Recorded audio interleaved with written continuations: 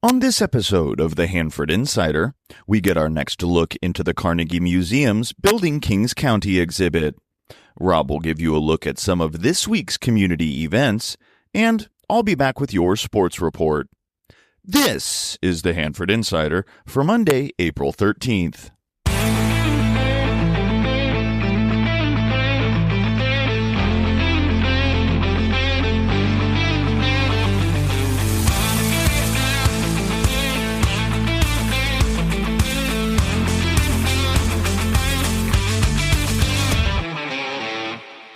Well, hey there, everybody. Welcome to the Hanford Insider, your inside look at the stories, people, and the history that make Hanford one of a kind. From hidden gems to hometown legends, we're bringing you closer to the heart of our community. I'm your host, Rob Bentley, and this is where Hanford comes to life. So let's get started. In community news this week, the Hanford City Council had a long meeting on Tuesday night. You can hear the recap from Mayor Mark Kyrus right here on the show page at hanfordinsider.com. One big item that came up right at the very end was the big 4th of July fireworks show at the Hanford Softball Complex behind Sierra Pacific High School on Centennial Drive. The event will run from 5 p.m. to 10 p.m., with the fireworks show beginning at 9:15. There'll be lots of information coming out from the city over the next few months, so stay tuned to their social media channels for more information. The next Hanford City Council meeting is Tuesday, April 21st.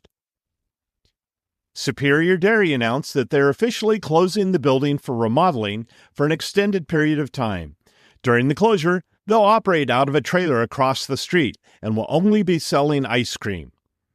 We hope to hear more from the Zonneveld family soon about the plans for the renovated ice cream parlor. I'm sure it's going to be great. On Friday night, social media was buzzing because it appears that Hanford is finally going to get the Olive Garden restaurant that so many have been wanting. The ABC license has been posted on the southeast corner of 12th Avenue and Mall Drive, across from Chili's. There's no official information on timeline, but I would imagine you can get in line for those never-ending pasta bowls sometime in 2027, as ground hasn't even been broken yet. And just down the street, across the tracks from In-N-Out Burger, the Ono Hawaiian barbecue construction seems to be well underway. This is across the street from the AM/PM Mini Market. What restaurants would you like to see come to town? I'd like to hear about it.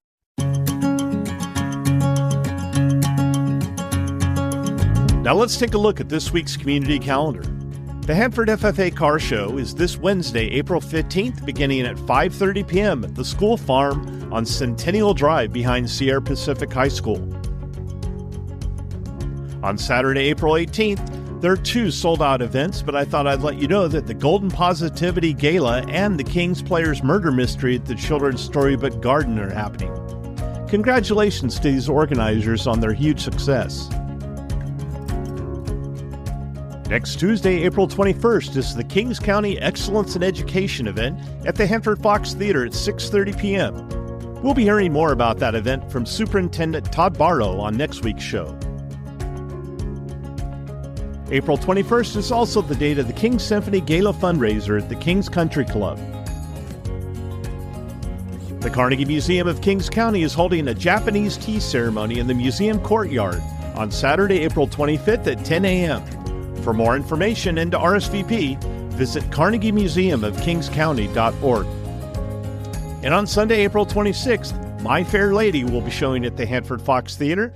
Visit foxhanford.com for details and tickets. If you have an event coming up, large or small, and you'd like some help getting the word out, let's work together. Send your information to hanfordinsider@gmail.com. Be sure to subscribe to my weekly newsletter to get a complete calendar of events. It's the most comprehensive community calendar available.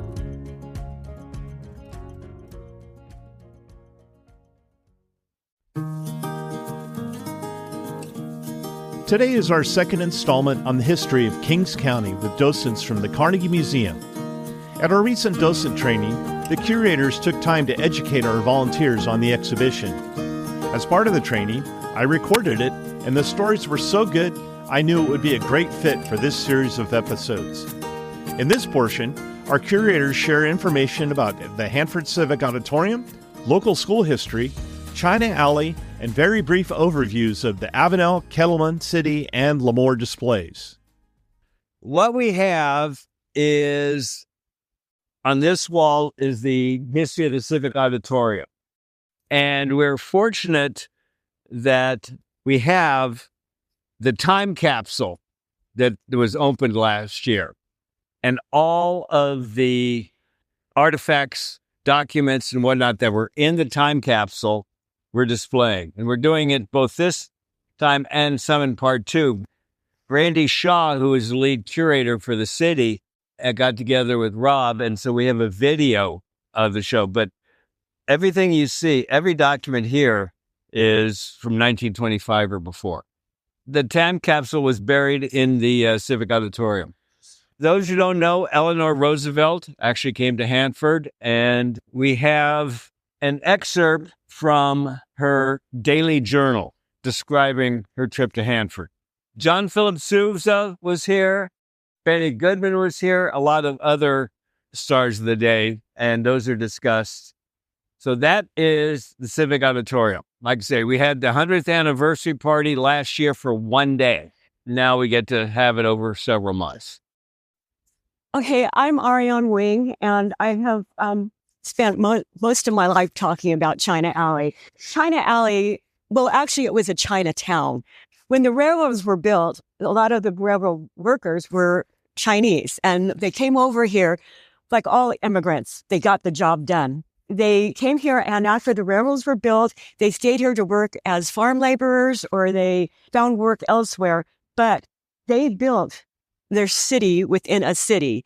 And why I'm so glad that Jack ceded this piece of real estate to this display, because this is a city within a city. And they built everything. There must have been half a dozen herbalists in the heyday. There were merchandise stores. There were the gambling rooms. They did not have to go further other than work. The men they did China Alley or Chinatown was where they lived, and did not have to go into downtown Hanford. And lots of times when I'm doing tours in China Alley, people will say, this is the city within a city. But Chinatown went through the back parking lot of the Imperial Dynasty, all the way. There were houses there.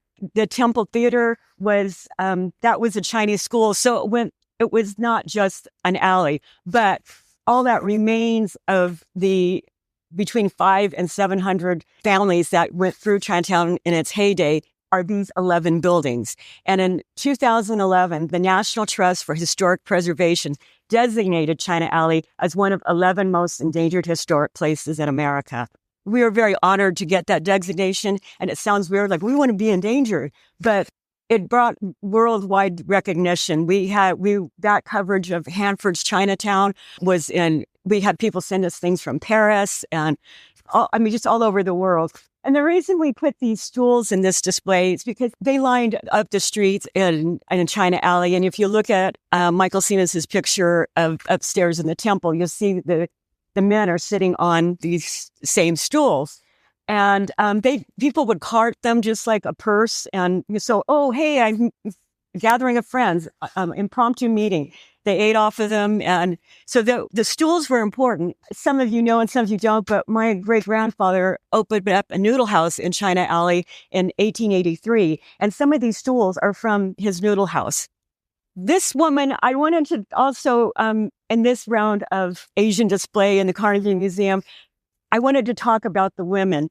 This woman, her name is Chan Shi. She arrived in Hanford in 1914, and she lived in the China Alley area or Chinatown area until she passed in 1962. Most of these women, for instance, Chan Shi, her husband had come earlier to work in Hanford, California area, and then he went back to China to find a wife, which was probably arranged. It happened to be her.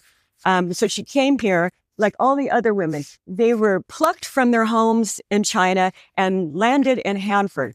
And they had, it was all strange for them. Most of the Chinese that settled in here, they were from nearby neighborhoods, so the dialect was the same. So the women, they created a huge camaraderie. And about 10 years ago, I was doing an oral history with one of the original women's daughter. And she had said, that it was just like one big family. And why the men were laying railroad tracks and building a city within a city, it was the women who built the village. And I just wanted to share that because I think that aspect is very important. We've been to a couple of other, I would say, Asian heritage conferences and stuff. And recently there was a lot of short featured films, and it was amazing to me how mothers, aunts, grandmas, how important that was in shaping what a lot of people became. So I wanted to at least acknowledge that there were as many women as there were men building the city within a city. This is kind of an update of our Taoist Temple. Now, the Taoist Temple was built in 1882, and it wasn't so much a religious temple. It served as a meeting room. Behind those wooden doors, it also served as a school room. It was kind of a multi-purpose room. And being that there was Taoism, there is no set time, like there's not a mass or a minister. It's kind of our culture is so ancestral, honor your ancestor kind of, what I would say, that's our thing. And so a lot of, you will go up there and you will light incense and a candle and bow to, your ancestors, because if they're happy, your life is going to be happy. We had an ceremonial incense burner upstairs, and you would light the incense, and maybe you would there would be gold flecked paper, and so you could make sure that they were wealthy up in the heavens. There were clothes. I've been to some temples where there's the paper's folded into a BMW and things. So you want to make your ancestors happy, so your life will be rich and fulfilled. But I have to talk about May 12, 2021. It was, other than my parents' death, it was, I think, the saddest day of my life. And that was watching the temple burn. There was an arsonist. And I always want to remind people, when you talk about this fire, it was arson. Somebody purposely set us on fire. And because of the deal the deputy DA made, the then deputy DA made, she's already out. Instead of the maximum, she got less than 3 years. Trying to set a happy note on that, because the first time we were able to do a display about the arson and everything was when you first opened, and I couldn't get through it. It was just too raw and too much grief. But the happy note is that although we lost a tremendous amount of artifacts, I think fire is a museum's worst nightmare, as you cannot replace some items. And while we were greatly insured for the building, which is structurally stable, we had really crappy insurance for our artifacts. But the happy ending, I hope, for this is that we hired some museum level conservators. They went through, sorted out what could be saved, what couldn't, and we did extensive cleaning and what minor repairs that could be done in Southern California. And before COVID, we had been in negotiations with the Hong Kong Museum of History, and we have done on loan things with them before. And they had picked out all these things they wanted to go over and be displayed in Hong Kong. And of course, a lot of them were lost and damaged in the arson. And but they said they loved our story. They love Hanford's Chinese story. And so they said, we can do this. We'll take care of it. We still want this display. They took our burnt altar, the embroidery looks like it's dead, and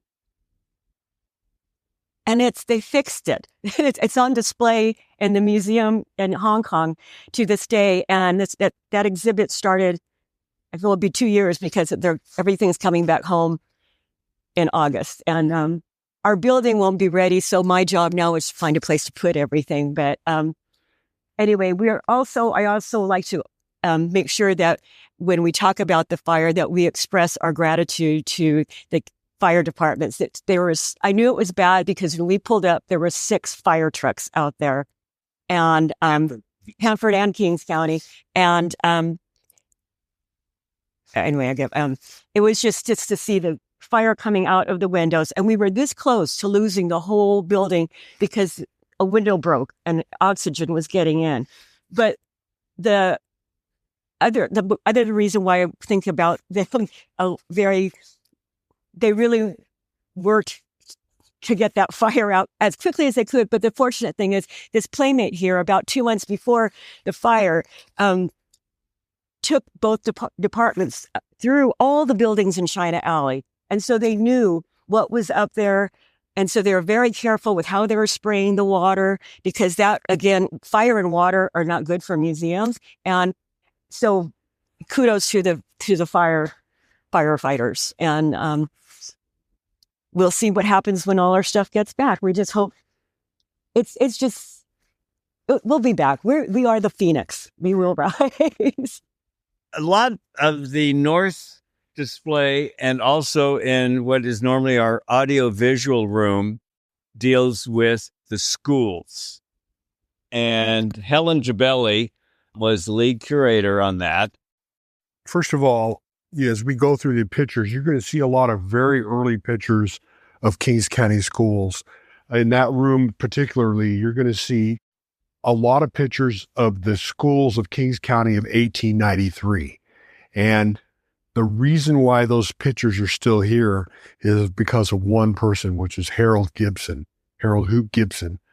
He was the county superintendent of schools, and he was working after hours at the school office there, and he saw the janitor coming by with boxes of photos that he was just going to throw out in the garbage. And Harold Gibson stopped him. He says, "I'll take him. Don't worry about it." And that was the impetus for him to write his book on the history of Kings County schools. So if it wasn't for Harold, we would not have seen these pictures, or we would see duplicates or copies or whatever. So what we've got here, though, these two pictures on the left came from Harold Gibson. The one in the middle, I don't know if that came from the Gibson collection or not. The one in the upper left-hand corner was from Gibson. That's a postcard from my collection, the Old North School.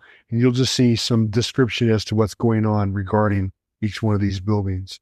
In the back is a really neat clock. If you read the story, that was the clock that was used by Woodrow Wilson School to synchronize all the clocks and bells within the school. And as the original Woodrow Wilson was being torn down, that was going to just be tossed in the ash heap. And of course, Harold Gibson rescued it. And so there it is now. Hanford High School, the school that wonderful auditorium was built with an original bond issue of like $325,000, but they ran out of money. And so they tried to get another bond issue passed to complete the building. And there were two other attempts to pass the bond issues, and they failed. And so the school district had to scrounge the money up to finish that building. And unfortunately, what they spent the money on was the auditorium part, because there you have the front part with the columns and the classrooms, and in the back was the auditorium. Well, this was under a different level of construction quality than the front part of the building. So as that building aged, the auditorium was separating from the classroom, and it created a big problem for that building. And I remember in 1971, there was an earthquake in which many public buildings, including high schools and hospitals, collapsed, and fire stations. And so the state of California said, hey, we need to rethink our building codes. What they basically said was that if your building was built before a certain year, you got to tear it down. There's no other way around it. And so what the state came to the Hanford High School board and said, we're going to give you $3 million. $3 million to build the administration portion of the building. Now, what you're going to need to do is you need to figure out another way to get the rest of the money to build the brand new auditorium that's going to go in front of it. But we're going to give you the money to build the administration building, but you got to tear this building down. We're going to give you the money. You don't have to pay it back. And by the way, and I spoke to two board members at the time or later on, and they said that we were threatened that we would be held personally liable if somebody got injured in that building from any sort of accident because we didn't tear it down. So they had a gun held over their head. They tore it down, the controversy about that. And then they built that building that's there, but you were not supposed to see that because the empty grass corner was to be where they were going to drop in a brand new auditorium building with the same columns and the same beauty, and was all going to face the intersection of Doughty and Grangeville. It was a beautiful structure, but people were so pissed off that they lost the auditorium that they could never pass a bond issue to build it. Oh. And so that's why you see what's there today. It's a sad story. It needs to be documented. Unfortunately, many of the people who are truly angry about it are dead now. The thing is that there's more to that story. So again, the controversy and all the anger and everything that came out of this area, plus the other schools, the state went back and said, maybe we're a little bit too harsh on you. We'll let you rebuild or reinforce the building. So that's why you see Lemore's building got kept, because they didn't get the opportunity to get $3 million, but they were able to save that building and also the Avenel High School. Look, I always say that the high school was sacrificed to save the rest of the town. On the left side, we have Kettleman City and Avenel. Interesting little thing. David Kettleman spelled his name Kettelman, but it's called Kettleman City, L-E. So this one, a lot of our information and history is written up. We've got kind of the timeline of the Moonies, specifically in Lemoore. Number one, the center is the Mooney Museum House with Aaron and Sarah right here on this side. It's going to be 3. We've got the copy of the application that was sent to DC in order to get a post office for the incorporation of Lemoore. We're going to have the story kind of how Lemoore got its name. Yep, perfect. Right in the middle, along with the photo of Dr. Lee Moore. It does have a very strong connection to what Jack was talking about earlier about the kind of struggles between the local railway department versus the people that had settled and squatted on the land first, and kind of the power dynamics that lent itself so that Lemoore was kind of able to be name itself before the railroad came through. Because I know that for places like Corcoran, it was up to the railroad to name the town. But for this one, it was chosen by the people.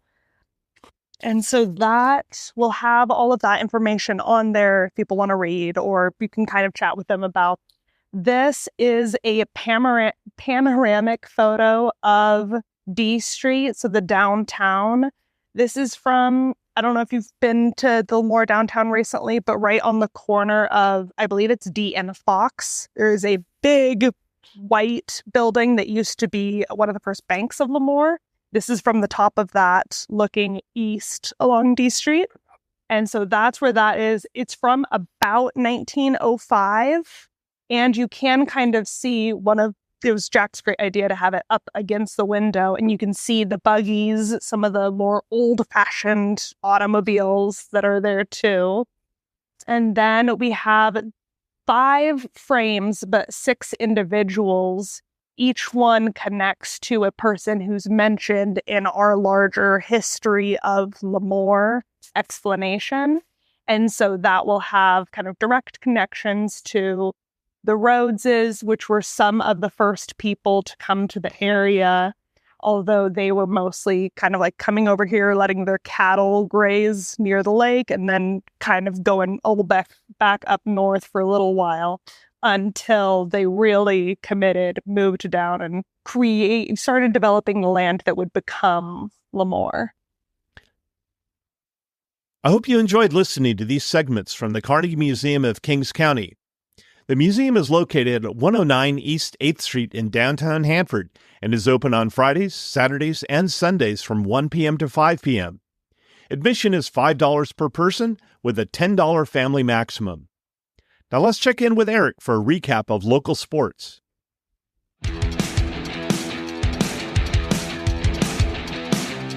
And now it's time for Hanford Insider Sports with Eric Bentley.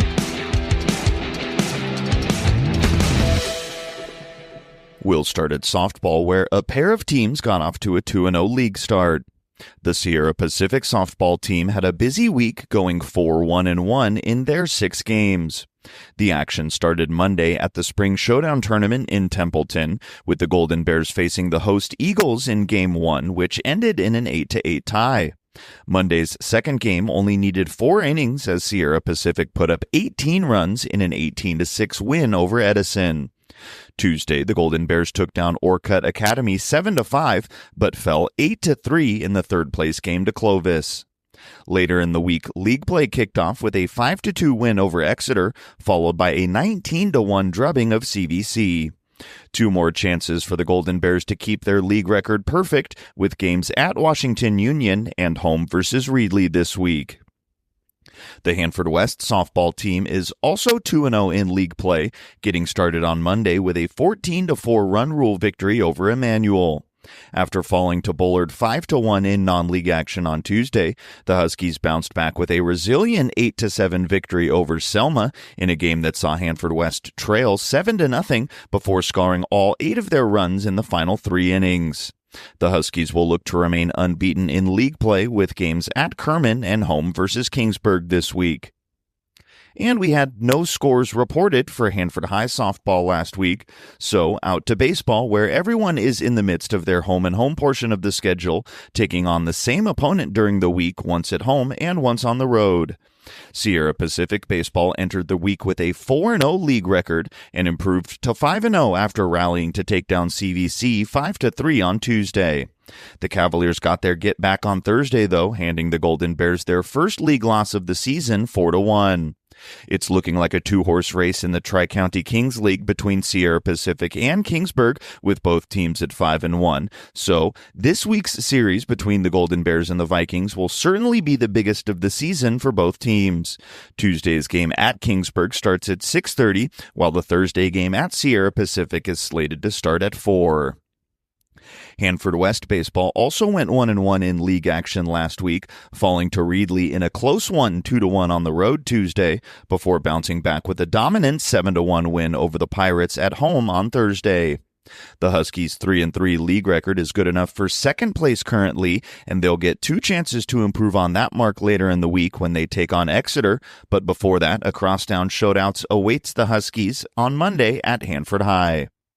Speaking of the Bullpups, the Hanford High baseball team is in the midst of a tough stretch after falling to league-leading Tulare Western in both games last week. Those 2 losses were the first 2 league losses for the Bullpups, who slide to second place in the WYL with a 4-2 record. That Monday matchup with Hanford West on deck for the Bullpups this week before a pair of league matchups with Mission Oak. As always, if you have a score report or a team update for any team in any sport at any level, you can let us know by emailing hanfordinsider@gmail.com. I'm Eric Bentley, and this has been your Hanford Insider Sports Report.